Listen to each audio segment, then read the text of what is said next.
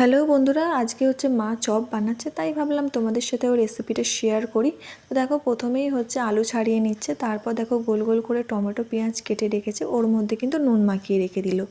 এরপর হচ্ছে শুকনো লঙ্কা ভেজে নিয়েছে, আর এদিকে হচ্ছে আলুর মধ্যে শুকনো লঙ্কা নুন দিয়ে ভালো করে মেখে নিচ্ছে। আর এই চপটা কিন্তু খেতে খুব ভালো হয়, তোমরা কিন্তু একবার হলেও ট্রাই করো। আর এদিকে দেখো, কড়াইয়ের মধ্যে তেল দিয়ে আদা রসুন দিয়ে আলুটাকে ভালো করে কিন্তু ভেজে নিচ্ছে।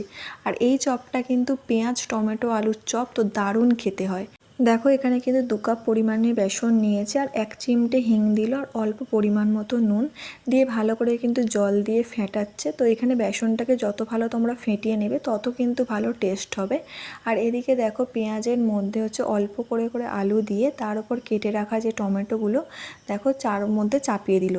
দিয়ে এবার হচ্ছে কড়াইয়ে তেল বসিয়ে দিয়েছে, আর তেলটা গরম হয়েছে বুঝবে কি করে বলো তো? অল্প বেসন দিয়ে দেখলো যে তেলটা গরম হয়েছে কিনা।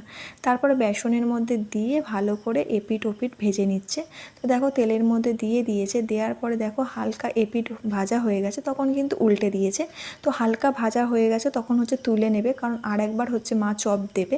দোকানদাররা কিন্তু এরকমভাবেই করে। তো দেখো, তারপর হচ্ছে সব চপগুলো কিন্তু মা একসাথে দিয়ে দিয়েছে। দেওয়ার পরে দেখো লাল লাল করে কিন্তু ভেজে নিচ্ছে, তো পুরো দোকানের চপের মতো হয়েছে না? তো ভিডিওটা ভালো লাগলে কিন্তু তোমরা আমার চ্যানেলটিকে ফলো করো, আর দেখো চপগুলো কতটা টেস্ট হয়েছে। আজকের মতো টাটা।